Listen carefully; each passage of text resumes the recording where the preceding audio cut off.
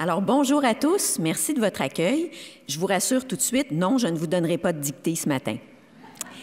Si on m'a invité à m'adresser à vous ce matin, ce n'est pas comme spécialiste de l'évaluation. Je veux bien le dire, même si je suis issue d'une faculté de l'éducation, ce n'est pas ma spécialité première. Je me présente à vous en tant que survivante. Oui, survivante à 2 visites d'agrément. Ceux qui en ont mené des visites d'agrément savent à quel point c'est un travail de longue haleine. Donc, j'ai eu l'occasion, comme vice-doyenne aux études de premier cycle, une fonction que j'ai exercée pendant 8 ans, de piloter 2 visites d'agrément avec une large équipe, une grande équipe de collègues de ma faculté. Je suis, en plus, une survivante masochiste. Parce que, pour faire un mauvais jeu de mots bien assumé, j'y ai éprouvé de l'agrément à ces visites. Parce que ça nous a franchement donné beaucoup de plaisir. Et c'est ce que je vais vous exposer ce matin. Donc, mon intention, c'est d'avoir une certaine réflexion sur la différence entre l'agrément et l'évaluation de qualité institutionnelle pour voir s'il y a des avantages, des inconvénients, des différences, des similitudes entre les 2 processus. Donc, je vais vous donner l'exemple bien humble de notre faculté, la Faculté des sciences de l'éducation de l'Université de Montréal, qui ne se prétend pas exemplaire, mais qui va quand même vous donner une idée d'à quoi peut ressembler une visite d'agrément au Québec. Et la thèse que je vais soutenir, c'est que l'agrément doit, et je souligne doit, être un catalyseur de l'amélioration des programmes en dépit d'un certain nombre de paradoxes qu'il comporte, et paradoxes que je vais vous exposer dans une première partie de ma présentation. Donc, qu'est-ce qu'on entend par processus d'agrément? D'abord, c'est un processus qui n'est pas propre aux sciences de l'éducation, qu'on trouve dans différents domaines. L'objectif d'un processus d'agrément, c'est de vérifier la qualité de programme d'études pour s'assurer que les diplômés auront les compétences requises pour exercer leur profession. Quelques idées maîtresses à retenir de cette définition. Compétences requises pour exercer la profession. Donc, c'est intrinsèquement lié à des attentes qu'une profession a envers les diplômés qui vont l'exercer. C'est donc, d'une certaine façon, codifié par un consensus général sur ce qui est attendu des diplômés. Le processus d'agrément est obligatoire dans plusieurs domaines, parfois optionnel. Lorsqu'il est obligatoire, ça signifie que l'université a beau décerner un diplôme dans un domaine, par exemple un diplôme en éducation, si la faculté et le programme n'ont pas obtenu l'agrément, eh bien, le diplômé n'aura pas le droit de pratiquer sa profession. Donc, quand c'est obligatoire, vous comprenez l'enjeu essentiel de la visite d'agrément et de l'obtention de l'agrément. Parfois, l'agrément est optionnel et donne un avantage comparatif à une université pour dire que ces diplômés ont une valeur ajoutée qui est l'agrément d'un organisme en particulier, mais ce n'est pas une obligation pour exercer la profession. L'organisme d'agrément est souvent un ordre professionnel, quand il y en a un. Donc, c'est souvent un organisme comme un ordre. Quelques exemples de domaines sous agrément, des domaines que j'ai tirés de nos programmes à l'Université de Montréal. Donc, quand on pense agrément, généralement, on pense au domaine des sciences de la santé. En médecine, par exemple, il y a un très, très grand nombre de programmes qui sont sous agrément. Les programmes de médecine, bien sûr, mais aussi les programmes d'ergothérapie, d'orthophonie, etc. Médecine dentaire, médecine vétérinaire, optométrie, pharmacie, sciences infirmières. Donc, tous ces domaines sont typiquement soumis à des agréments. Il y a aussi en aménagement, en architecture, en urbanisme, en actuariat, en droit, en génie, en psychoéducation, en psychologie, en sciences de l'information, en travail social, en éducation. Donc, vous voyez que l'agrément se déroule dans un grand nombre de domaines et de programmes. Pour l'essentiel, comment ça se passe une visite d'agrément et comment ça se passe le processus d'agrément? D'abord, il y a des critères d'évaluation qui sont généralement incontournables, quel que soit le domaine. Le fait que les connaissances transmises aux étudiants soient actuelles, soient conformes au dernier développement de la recherche dans le domaine. C'est un classique. La conformité à un référentiel de compétences ou l'équivalent. Dans certains domaines, on va parler d'acquis d'apprentissage ou de qualité, par exemple. Donc, conformité à un certain cadre qui est établi par l'ordre ou ce qui s'en approche. La qualité des approches pédagogiques, la qualité des ressources matérielles et humaines qui sous-tendent les programmes et la qualité de l'expérience étudiante, par exemple la santé mentale, le bien-être des étudiants, etc. Donc, ce sont des critères d'évaluation qu'on retrouve dans plusieurs processus d'agrément. L'université doit bien sûr démontrer qu'elle répond aux critères de qualité. Donc, l'exercice est de faire une démonstration qu'on a atteint les critères de qualité. Alors, il y a une démarche d'auto-évaluation qui se fait dans l'unité qui gère le programme. Et au terme de cette démarche, ce sont les forces qu'on doit mettre en évidence. Donc, j'insiste là-dessus, le processus d'agrément conduit à l'identification des forces des programmes. D'où le paradoxe, d'où les questions qu'on peut se poser. Est-ce que, par cette démarche, on peut vraiment contribuer à l'amélioration des programmes, considérant que souvent, le moteur de l'amélioration, c'est d'être capable d'identifier un certain nombre de points défaillants qu'il faut corriger? Donc, est-ce que mettre en évidence ces forces est véritablement un moyen de faire progresser nos programmes? Donc, c'est le paradoxe que je voulais mettre en évidence.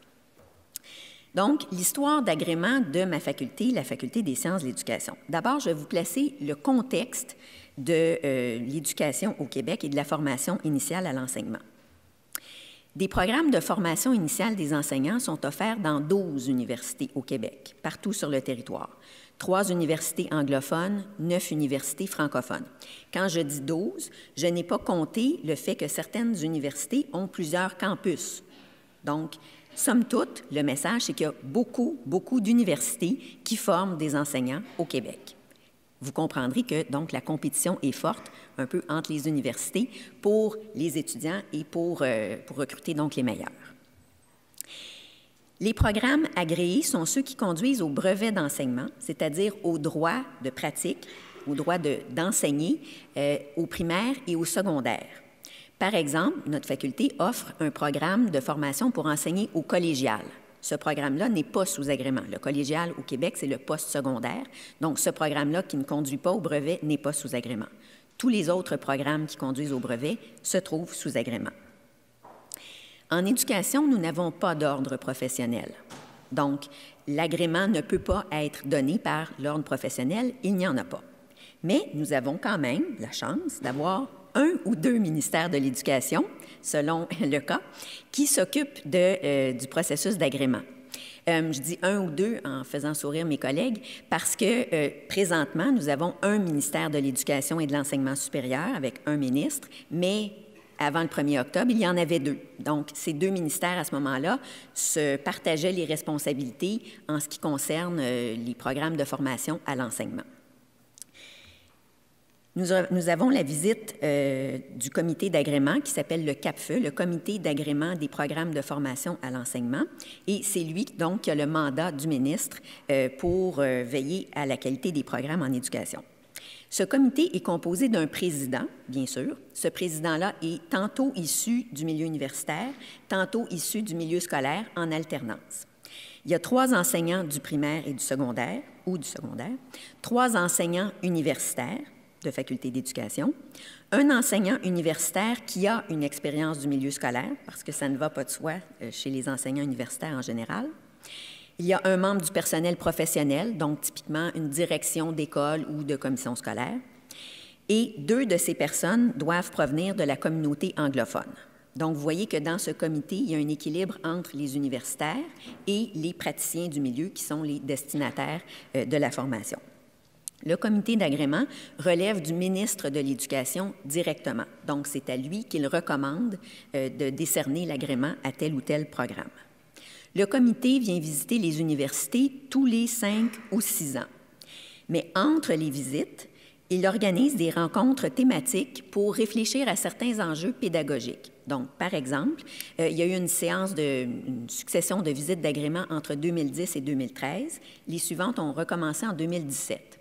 Entre 2013 et 2017, le CAPFE, notre comité, a organisé différentes activités de réflexion sur des sujets issus des visites précédentes. Donc, après avoir fait le bilan de ce qui avait été observé dans les différentes universités lors des visites, le comité soulevait des points pour la discussion pour contribuer, si on veut, à la réflexion pédagogique sur l'amélioration des programmes partout au Québec.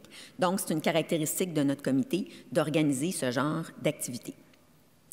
Il faut savoir que le ministère de l'Éducation a défini un certain nombre d'orientations depuis 2001 pour la formation des enseignants partout au Québec. Dans un document assez volumineux, d'environ 300 pages, il a établi que l'enseignant doit être un passeur culturel et doit être aussi un professionnel qui a 12 compétences professionnelles.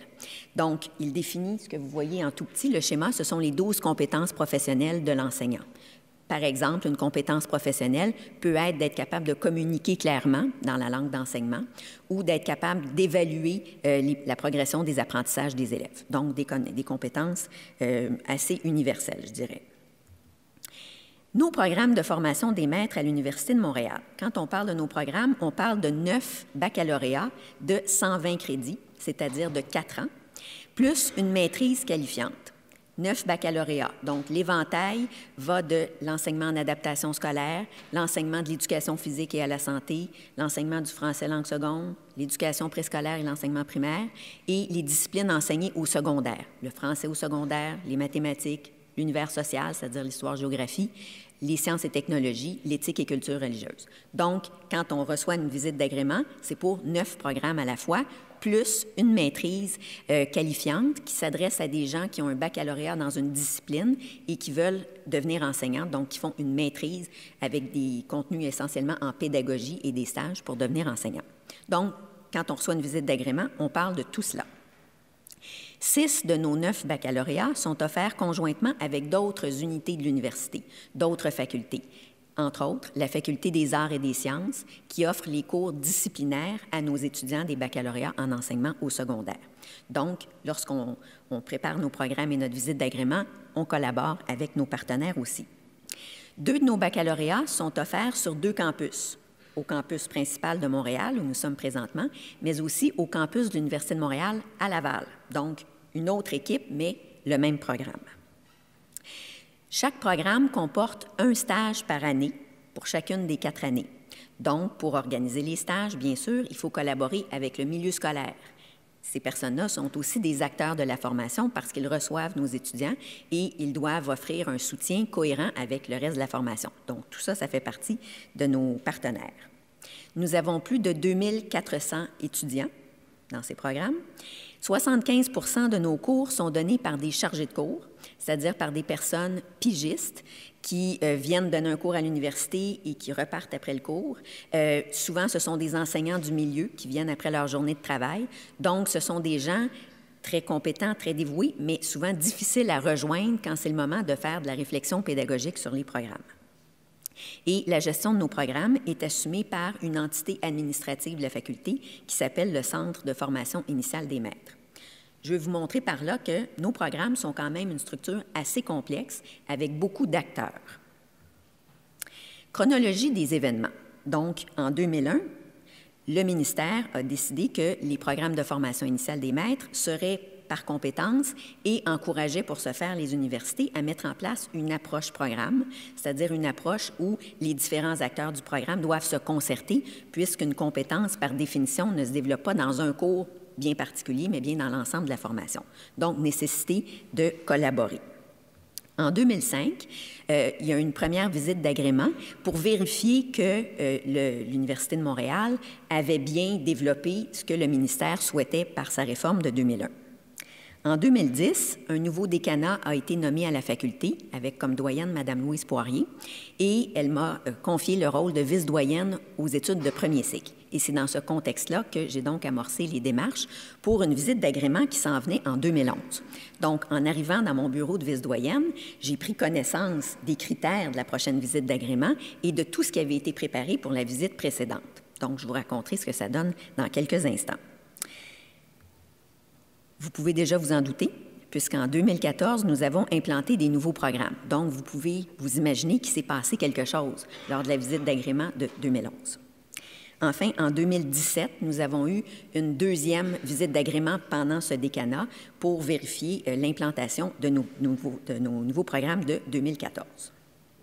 À quoi ressemblaient les critères pour la visite de 2011? Donc, le comité d'agrément nous a demandé d'examiner un certain nombre d'éléments cohérents avec l'esprit de la réforme de 2001. Vérifier que notre université était capable de se concerter en approche programme, à l'interne et aussi à l'externe. Vérifier nos partenariats avec le milieu scolaire, la façon dont nous évaluons les compétences, parce que c'est bien beau de dire qu'on veut développer des compétences chez les étudiants, il faut être capable de le montrer en les évaluant. Donc, vérifier notre capacité à évaluer des compétences, notre capacité à reconnaître des acquis, notre capacité à assurer la qualité de la langue française de nos étudiants, faire le suivi des conditions d'agrément précédentes, avoir un certain nombre de réflexions sur le cadre conceptuel qui sous-tendait nos programmes, sur la place de la recherche dans nos programmes et sur les mécanismes d'amélioration continue des programmes. Vous remarquez ici, si vous comparez cette liste à la liste des critères relativement incontournables que je mentionnais tout à l'heure, qu'il y a un certain nombre de spécificités à notre domaine et qu'il y a des éléments qui manquent aussi. Par exemple, on ne trouve rien sur le caractère actuel des connaissances véhiculées dans le programme, ou assez peu. C'est assez peu mis en évidence. Donc, j'arrive comme vice-doyenne et je découvre ces critères. Nous devons faire la démonstration que nous faisons bien tout cela dans l'ensemble de nos programmes. Donc, dans ma grande innocence et ma naïveté, je décide de dire, tiens donc, j'ai envie de savoir autre chose. Oui, bien sûr, tout ce que le comité d'agrément veut savoir, mais je veux en savoir encore plus. Donc, on s'est permis en équipe d'ajouter un certain nombre de critères qui nous intéressaient. Tant qu'à y être, tant qu'à faire la démarche, on va aussi s'intéresser au contenu de nos programmes pour vérifier que l'actualité des connaissances est bien au rendez-vous, qu'on répond bien aux besoins de formation de nos étudiants. Donc, on s'est permis d'ajouter un certain nombre de critères qui nous apparaissaient essentiels. Nous avons procédé à une vaste opération de recueil de données auprès de notre équipe enseignante, professeurs, chargés de cours, comités de programme, auprès de nos étudiants qui étaient en place à ce moment-là, par des sondages, par des groupes de discussion, auprès de nos diplômés et auprès du milieu scolaire, auprès des employeurs, des ressources humaines, donc des commissions scolaires, auprès des enseignants associés qui reçoivent nos stagiaires dans le milieu. Donc, une vaste opération de recueil de données. Après avoir analysé toutes ces données, nous avons préparé un bilan qui répondait bien sûr aux critères de notre comité et nous avons proposé un plan d'action parce que nous avons décelé, malgré tout, un certain nombre de faiblesses dans nos programmes. Et même s'il fallait mettre en évidence nos forces, nous nous sommes quand même permis d'identifier un certain nombre de faiblesses et d'essayer de proposer des moyens de les corriger. Donc, parmi les forces, parce que nous en avons trouvé quand même plusieurs, le taux de satisfaction des employeurs. On ne nous avait pas demandé de le montrer dans les critères de la visite d'agrément, mais nous avons été agréablement surpris par ce taux de satisfaction qui dépassait 90 % pour chacun de nos programmes. Nous avons découvert plusieurs initiatives pédagogiques tout à fait intéressantes qui avaient été développées par des collègues et qu'on ignorait parfois. Donc, ça nous a permis de prendre connaissance de cela. Nous avons trouvé plusieurs points forts, plusieurs cours extrêmement appréciés, jugés comme extrêmement pertinents par nos étudiants. Donc, nous avons identifié un bon nombre de réussites, mais aussi des points faibles. Par exemple, certains pans de la formation étaient lacunaires. Je vous parlais tout à l'heure de la compétence à évaluer les élèves. Bien, nos étudiants nous ont dit qu'ils se sentaient plus ou moins bien formés pour cette compétence-là. Donc, on sentait qu'il fallait rehausser la formation à cet égard. Nous avions bien progressé en termes d'approche programme, mais nous sentions qu'il y avait encore des progrès à faire. L'approche par compétences avait commencé à être implantée, mais vous vous souvenez qu'un de nos critères, c'était comment on évalue les compétences. On s'est rendu compte qu'on n'était pas encore rendu tout à fait là et qu'il fallait faire quelque chose pour évaluer mieux les compétences. Et un grand classique, vous l'avez peut-être déjà entendu dans vos propres programmes, les étudiants se plaignaient de l'absence ou de l'insuffisance des liens entre la théorie et la pratique, et nous avons donc réfléchi à des meilleures façons de consolider ces liens. Donc, le plan d'action que nous avons proposé dans notre bilan soumis au comité d'agrément se déroulait sur 3 années. Première année, nous nous sommes dit qu'il faudra réfléchir sur le développement des compétences professionnelles. Nous donner des profils de sortie annuels, ce que nous n'avions pas. C'est long, un bac de 4 ans. Donc, quelles sont nos attentes au terme de chacune des 4 années des programmes? Nous donner des indicateurs communs. C'est beau un document de 200 ou 300 pages qui définit l'esprit des 12 compétences professionnelles, mais très concrètement, comment on peut les voir, ces compétences-là, surtout si on veut les évaluer? Donc, trouver des indicateurs communs, une compréhension commune de nos compétences. Une compétence, ça inclut des savoirs, des savoir-faire, mais aussi des attitudes. nos professeurs se disaient c'est difficile de rétroagir sur les attitudes de nos étudiants. Donc, on s'est dit qu'il faudrait réfléchir à ça aussi parce qu'on ne le fait pas suffisamment dans nos programmes. Deuxième année, nous nous sommes dit, pour faire des liens entre la théorie et la pratique, il faudrait réfléchir à la formation pratique et la mettre véritablement au cœur de nos programmes. Donc, nous avons voulu réfléchir à un moyen d'enrichir l'accompagnement dans les stages, à créer des vrais lieux d'intégration entre les cours et les stages au sein de nos programmes pour que ça devienne vraiment la responsabilité de certaines personnes en plus d'être la responsabilité de tous. Et nous nous sommes dit qu'il faudrait bien intégrer dans nos programmes un portfolio comme lieu d'intégration de soutien à la pratique réflexive. Troisième année, au-delà des compétences, nous nous sommes dit qu'il faudrait quand même avoir un socle de connaissances qui préside au développement des compétences. Donc, voir comment les différentes connaissances sont articulées entre elles au service du développement des compétences. Et pour ce faire, il fallait réviser nos plans de cours 4 dans les 9 baccalauréats. C'est donc le plan d'action que nous avons proposé à notre comité d'agrément. Le comité d'agrément était perplexe, c'est le moins qu'on puisse dire. Je me souviendrai toujours de la deuxième journée de la visite d'agrément où ma doyenne et moi avons été convoqués à rencontrer le comité d'agrément qui voulait nous parler. Il nous a dit « Votre plan d'action, c'est beau, mais c'est long. C'est long. Les plans de cours, vous ne pourriez pas les faire pour l'an prochain, pas attendre 3 ans. » Alors, ma doyenne et moi, on s'est regardés, on a dit, c'est parce qu'on veut vraiment faire les choses en profondeur. On a bien réfléchi et ces changements profonds-là ne pourront pas s'improviser dans des plans de cours tout simplement en ajoutant 2 ou 3 compétences, mais en ne faisant rien de plus dans nos programmes. Donc, on voulait prendre le temps de réfléchir en équipe. Bref, on a fini par convaincre le comité d'agrément que notre plan d'action était réaliste et il nous a laissé le faire. On a su par la suite, et c'est une petite anecdote que je vous confie, mais à vous seulement, on a su par la suite que le comité avait été très surpris par notre autocritique. On a quand même mis en évidence nos forces, c'est ça l'exercice d'agrément, mais on a osé mentionner, oui, il y avait des faiblesses et qu'il fallait les corriger et qu'on avait un plan d'action pour ce faire. Ça a beaucoup étonné notre comité d'agrément, nous l'avons su quelques années plus tard seulement.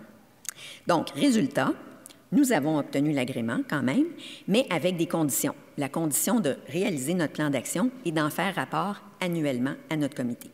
C'était un défi. Donc, nous avons travaillé très fort entre 2012 et la visite suivante en 2017. Vous voyez toutes les étapes que nous avons franchies. Donc, je vais essayer de les passer relativement rapidement pour vous donner une idée du travail qui a été accompli à la suite de la visite d'agrément. Nous avons voulu travailler sur certains concepts clés pour en construire une compréhension commune. Donc, par exemple, nous nous sommes donné un certain nombre de valeurs pour nos programmes. Donc, chez nous, nous voulons que les étudiants en sciences de l'éducation fassent preuve de bienveillance, d'humanisme, de respect, donc des valeurs qui devraient être présentes dans nos programmes. Et nous nous sommes donné des profils de sortie pour chacun des programmes qui ont les mêmes compétences, mais qui se distinguent quand même par certains égards. Nous nous sommes entendus sur les principes pédagogiques à la base de nos programmes. Nous avons convenu de textes fondateurs que nous avons déposés sur un site Web commun à tous nos professeurs et à nos étudiants. Donc, par exemple, nous nous sommes entendus sur le concept de compétence, ce qui n'est pas chose facile dans une faculté d'éducation où chacun a une opinion sur ce que ça devrait être une compétence. J'exagère à peine. Mais donc, nous avons réussi à nous entendre sur ce concept central et sur ses conclusions, ses implications dans les programmes de formation.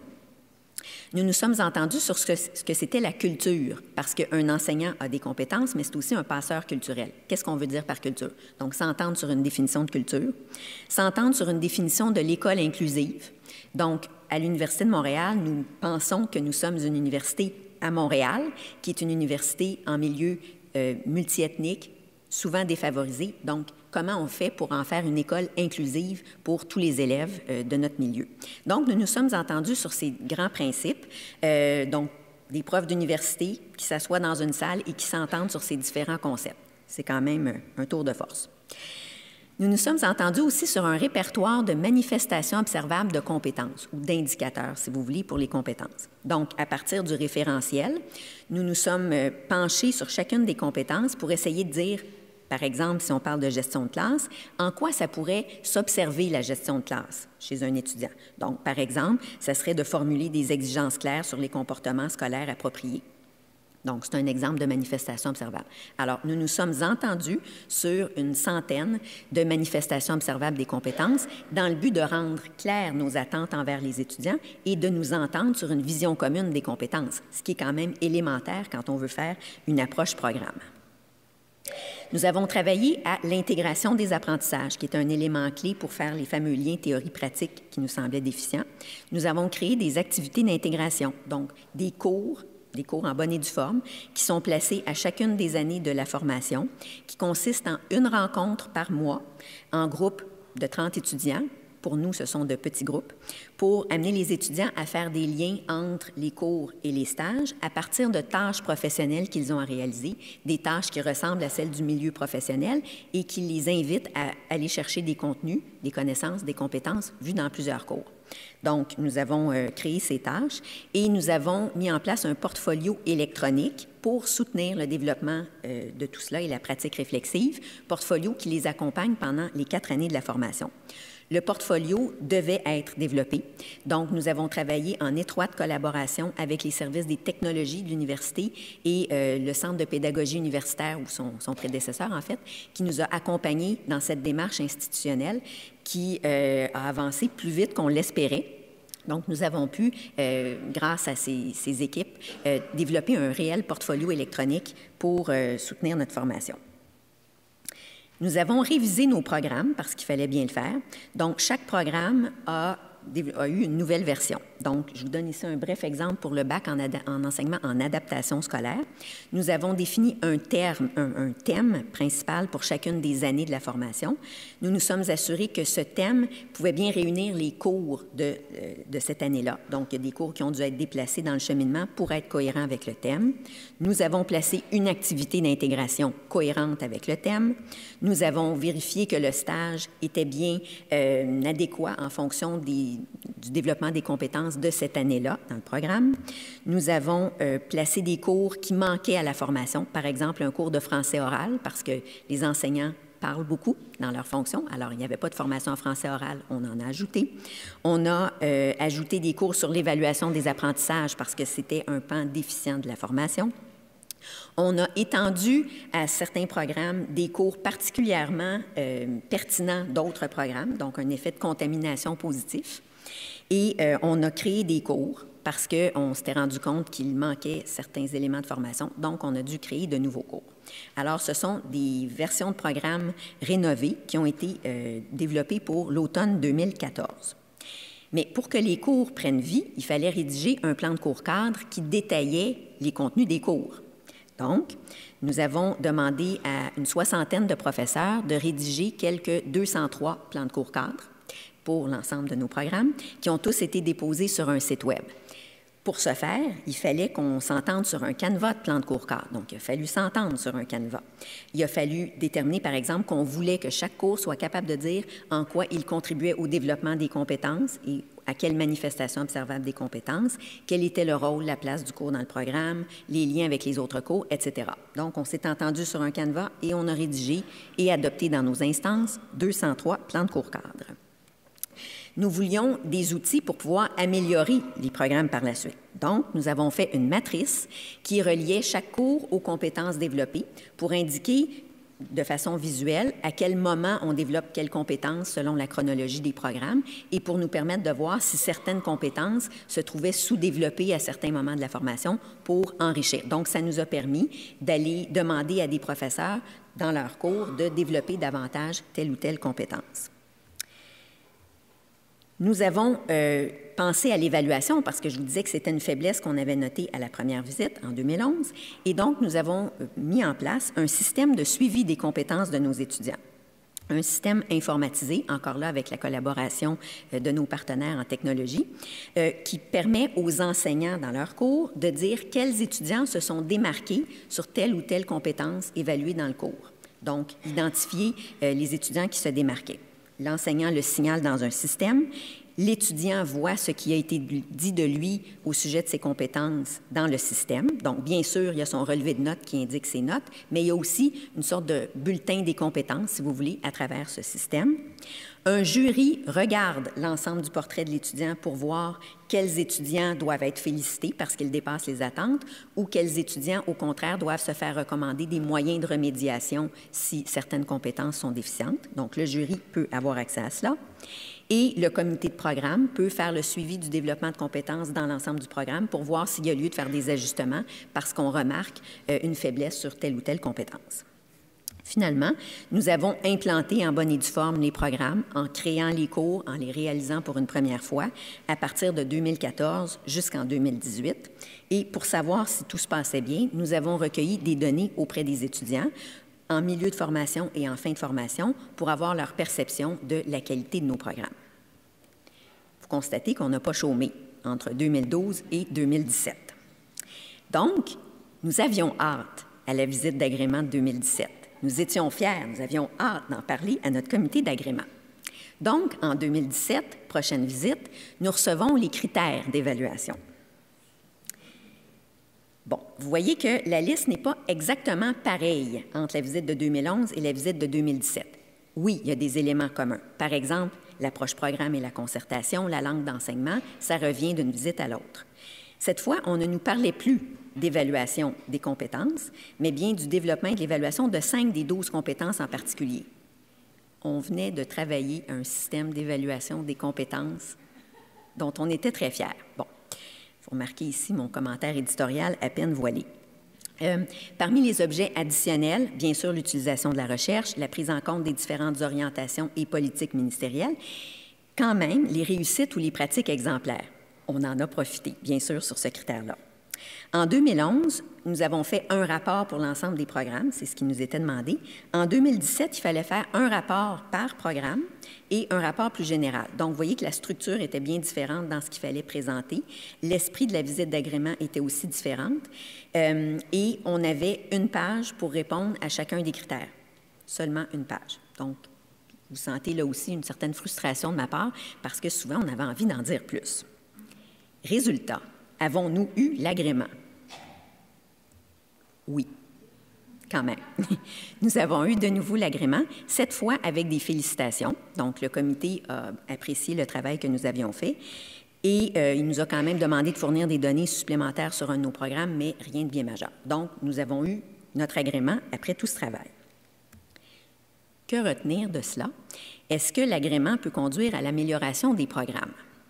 Bon, j'espère vous avoir convaincu que par la démarche que nous avons mise en place grâce à l'agrément, nos programmes se sont améliorés. Ils sont loin d'être parfaits, mais je crois pouvoir dire que tout ce travail qui a été initié par le fait qu'il y avait une visite d'agrément en vue, ça nous a aidé à améliorer la qualité de nos programmes. Mais je voudrais quand même apporter 3 nuances à ce propos. Est-ce qu'il l'a fait plus ou moins qu'un processus d'auto-évaluation ou d'évaluation institutionnelle standard?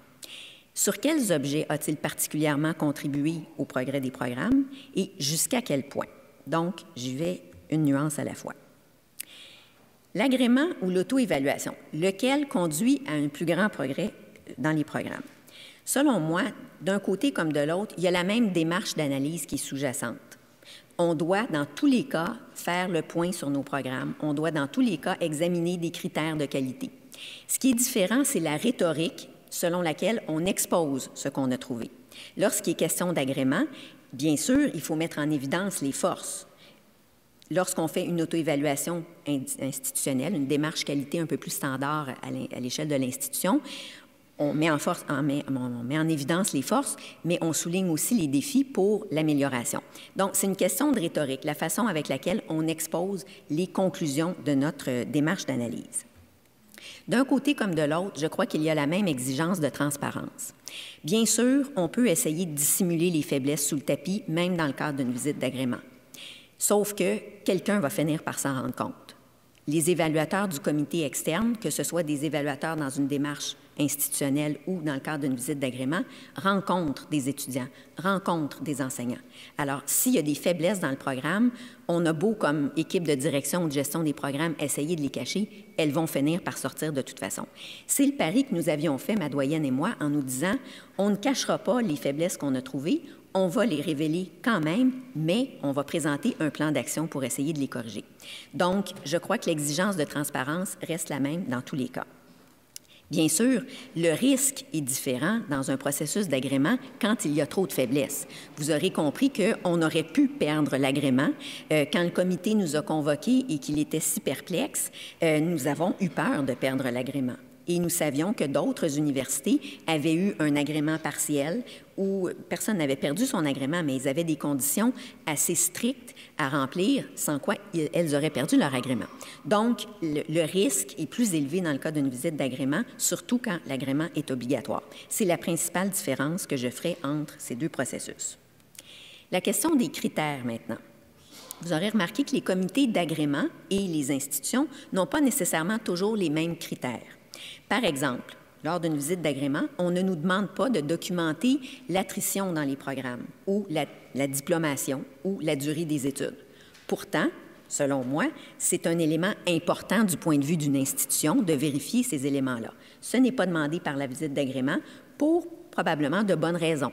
Mais dans certaines visites, ce l'est peut-être, mais ce l'est moins dans ce contexte-là.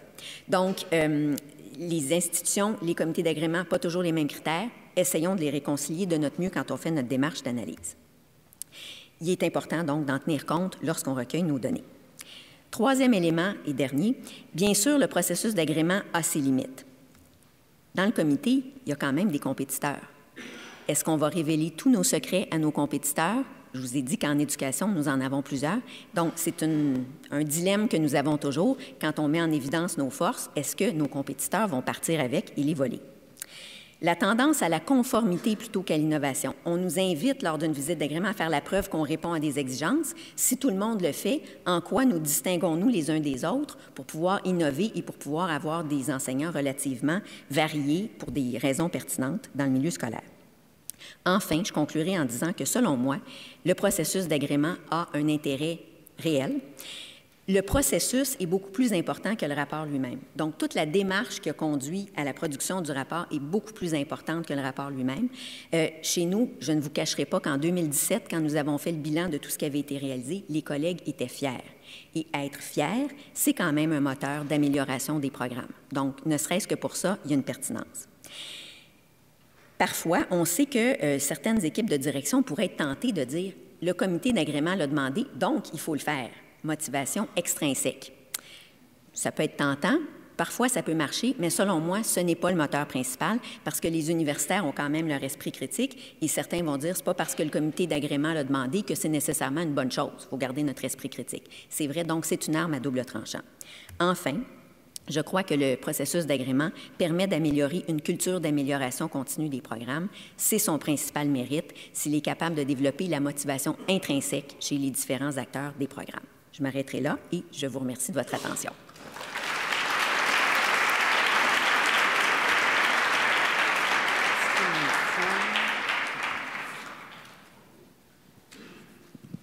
Merci beaucoup, Pascal, pour cet exposé vraiment passionnant. Je suis certaine que ça vous a beaucoup plu.